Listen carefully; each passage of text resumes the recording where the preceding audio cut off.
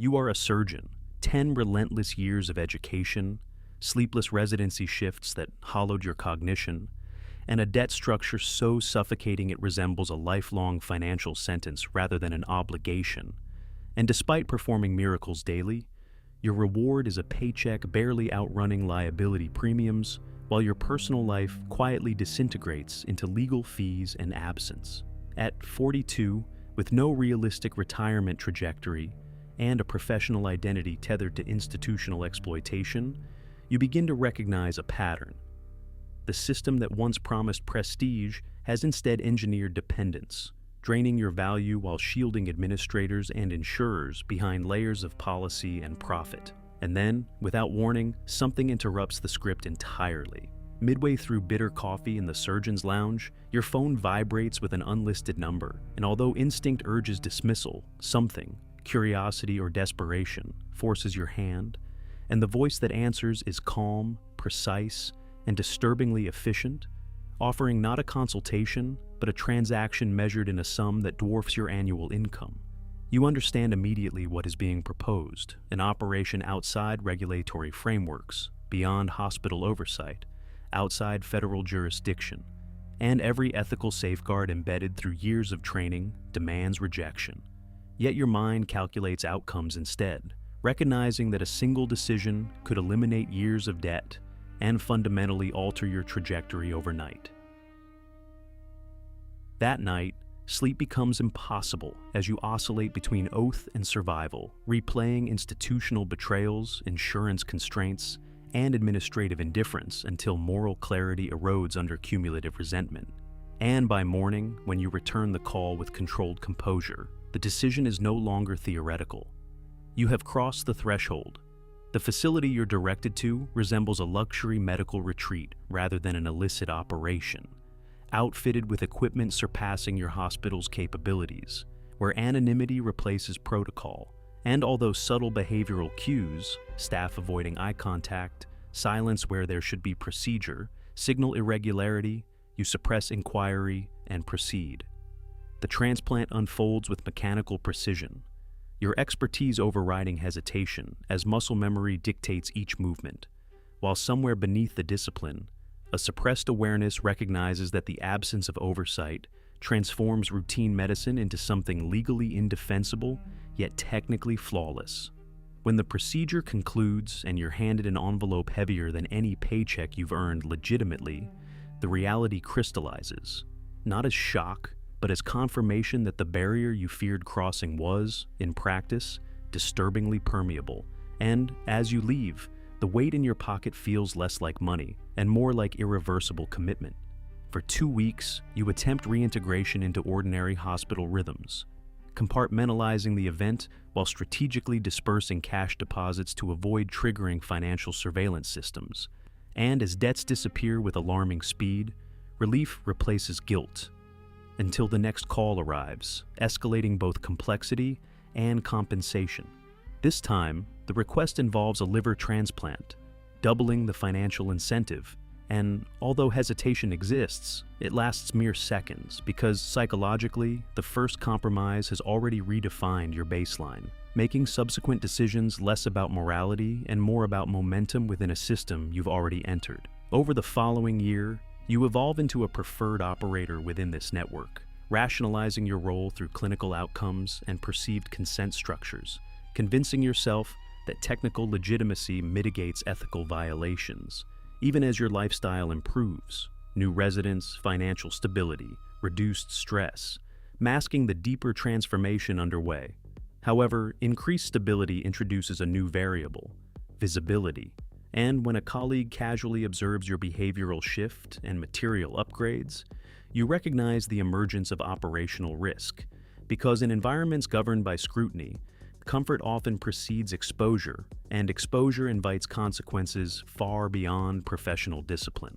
As assignments diversify, organs ranging from corneas to a single, unforgettable heart transplant, the psychological toll accumulates, forcing reliance on pharmaceuticals to maintain functionality.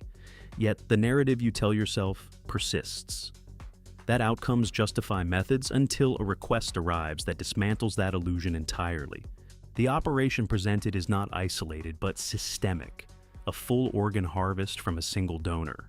And although such procedures exist within controlled medical contexts, inconsistencies in documentation and evasive responses from coordinators trigger an internal alarm that overrides prior rationalizations, indicating a deviation from even your compromised standards. When you demand verification, authority shifts abruptly as a non-medical figure enters.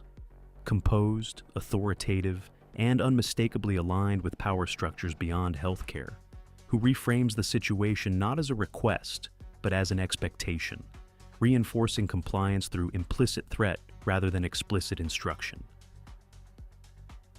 The introduction of surveillance evidence, your movements documented, your residence identified, redefines your role instantly, revealing that your participation was never freelance but part of a structured recruitment process. Leveraging leverage, data collection, and coercion typical of organized networks operating across jurisdictions. At that moment, the illusion collapses entirely. You are not negotiating terms, you are navigating survival within a system that now controls your exposure, your safety, and potentially the safety of those connected to you, and the decision presented is framed as choice, but functionally operates as compulsion. During the 6-hour harvest, you detach completely, reducing the human form to anatomical components, executing each extraction with precision, while suppressing recognition of the subject as a person, because acknowledgement would compromise performance, and performance is now directly tied to survival within this structure. Afterward, instead of financial relief, the payout induces paranoia, prompting concealment strategies resembling criminal evidence management rather than wealth utilization, signaling a psychological shift where you no longer perceive yourself as a professional operating in gray areas, but as an active participant in something fundamentally criminal.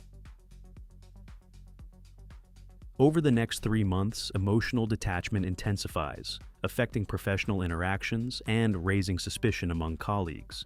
Yet, despite external concern, internal paralysis prevents disclosure, because articulation would require confronting the full scope of your involvement and the consequences attached to it. When you finally refuse a subsequent request, asserting autonomy for the first time since initial contact, the response is not negotiation, but escalation, reinforcing the operational reality that disengagement is not permitted once embedded within such networks, particularly those shielded by transnational structures and enforcement gaps. The retaliation is calculated, physical violence targeting your body while preserving your hands, the instruments of your utility, demonstrating a strategic application of force designed not to eliminate you, but to recalibrate compliance through controlled damage and psychological reinforcement. During recovery, surrounded by institutional care you once trusted, the contrast between legitimate medicine and your covert activities becomes unavoidable. Yet, even when confronted directly, fear overrides confession, because the threat has expanded beyond you to encompass everyone within your personal sphere.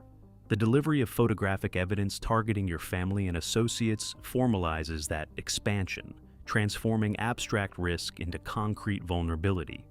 And at that point, the equation shifts entirely. Compliance is no longer about self-preservation, but about preventing collateral damage orchestrated through calculated intimidation. Over the next 2 years, repetition erodes resistance, turning extraordinary acts into normalized procedures within your cognitive framework, until identity itself fractures, leaving behind a functional operator, devoid of justification, sustained only by the distant possibility of eventual escape. That possibility surfaces when a new assignment presents an undeniable boundary: a teenage victim, abducted and selected for organ extraction. And unlike previous rationalizations, this scenario eliminates ambiguity entirely, confronting you with an act that cannot be reframed as consent or necessity. Your refusal emerges instinctively, disrupting established patterns and surprising even you, because beneath layers of compromise, a threshold still exists, and crossing it would signify a transformation beyond recovery, even within your already altered moral landscape. The response is immediate and severe, targeting your capacity to operate by destroying your dominant hand, an act that simultaneously punishes defiance and neutralizes your functional value, illustrating the network's ability to both utilize and discard assets based on compliance metrics. Faced with irreversible professional collapse, you disclose everything to a trusted colleague, expecting condemnation, but instead triggering escalation into federal involvement, revealing that your situation now intersects with broader investigations into organized transnational crime. Within 72 hours, you are integrated into a federal operation, offered immunity in exchange for cooperation, a proposition that reframes your role once again. From perpetrator to asset, within an interagency task force leveraging your access for evidentiary acquisition. Returning to the network under surveillance, you operate under extreme psychological pressure, balancing performance with information gathering, while federal agents monitor interactions through signal intelligence, transforming each procedure into both a medical act and a covert intelligence operation. The culmination arrives abruptly during an active procedure as coordinated enforcement units breach the facility, executing arrests across the network, and as you stand amidst the chaos, your dual role concludes, leaving behind neither triumph nor absolution, only transition. The subsequent trial amplifies your story into a national narrative, positioning you as both key witness and controversial figure, while your testimony dismantles the organization legally, yet fails to reconcile the personal consequences of your involvement. Relocated under witness protection, stripped of your medical license and prior identity, you attempt reconstruction within a controlled environment. But sensory triggers, antiseptic, surgical lighting, reignite memories with precision, preventing true psychological disengagement. Ultimately, the defining realization is not the extremity of your actions, but the simplicity of their origin. A single call, a rationalized decision, and a system that made compromise appear logical. Because when survival intersects with opportunity, even the most rigid principles can become negotiable under pressure.